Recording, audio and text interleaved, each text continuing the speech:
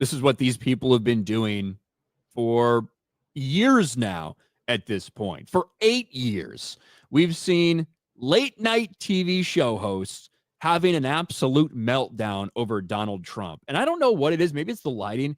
Every single picture and image of Jimmy Kimmel looks like he's going to cry. Every one Looks of like them. his tears are welling up. His eyes are like Mm-hmm. glistening, like they're just ready to fucking pour out of him at any fucking second.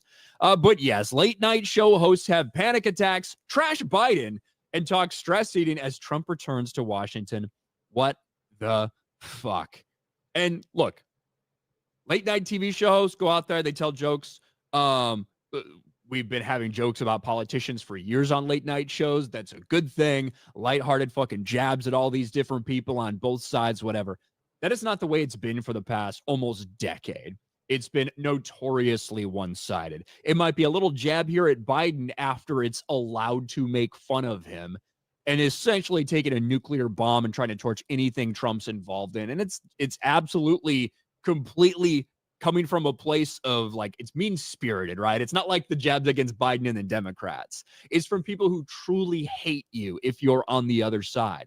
And that is now all effectively of the late night hosts. Yep. The most lighthearted of them, probably Jimmy Kimmel when it comes to those things.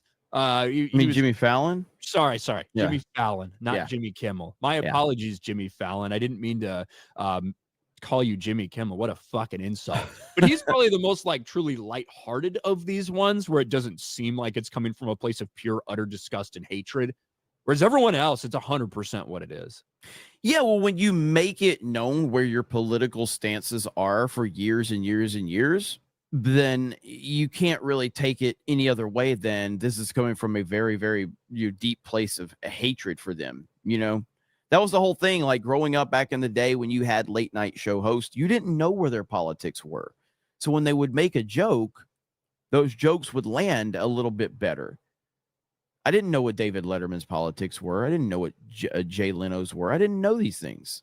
So when they make a joke about anything, you're like, okay, this is a joke. It's funny. Ha, ha, ha. But when you know how much these guys hate Donald Trump and hate his supporters and hate his family and hate anything that is pro-Trump, then yeah, it doesn't land the same way at all. And so these guys have absolutely nothing to stand on, none whatsoever. Jon Stewart, I haven't listened to Jon Stewart in forever, so I don't even know what he's on about these days. Seems like Jon Stewart tries to dip his toes on like certain elements of like politics and trying to seem nuanced at times and try to give like takes to counterbalance things, but I don't know. Like I don't hate every single thing he's ever said, I think that when he's talking about holding the government accountable for certain things when it comes to firefighters 9/11, like all this stuff, right?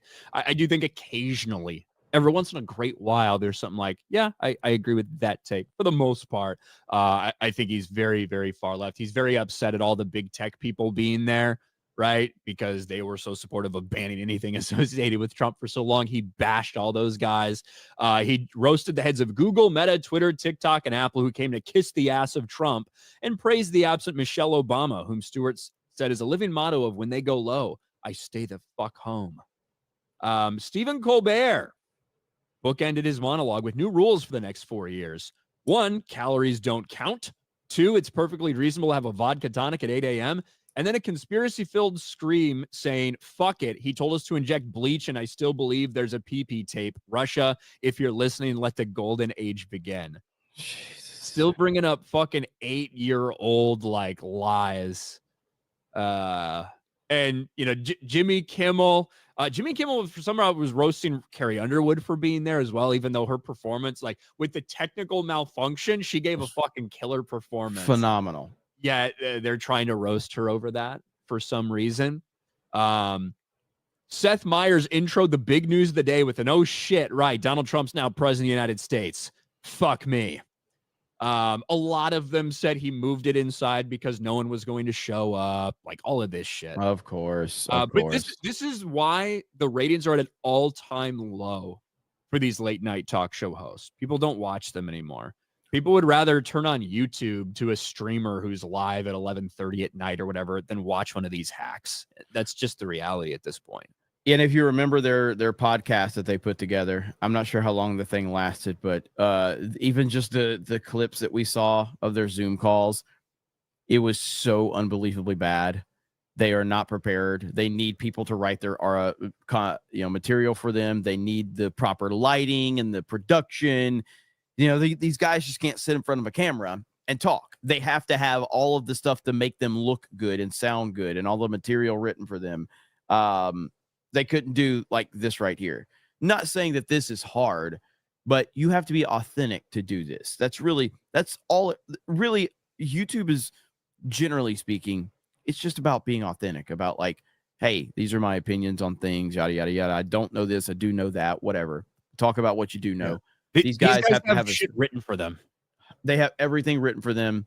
They couldn't just sit here with a stream full of thousands of people just asking them like questions. They wouldn't be able to answer them. They wouldn't be able to just answer questions from random people all day long. They would be all twisted up like a fucking pretzel. And so that is what's going to usher in this new era of media, is authenticity. That's what it's going to be all about. And these guys don't have it. Ratings are all-time lows. You know exactly what they think. You know exactly what they're going to say because their material's written for them. And their opinions are already so biased that you already know where they're coming from. So nothing they say is ever a surprise, and you're not getting any new information from them. So let them continue to be miserable. They're going to have a miserable 4 years. They're going to continue to make themselves look like fools, and we're going to continue to laugh at them. And that's going to be the end of the story.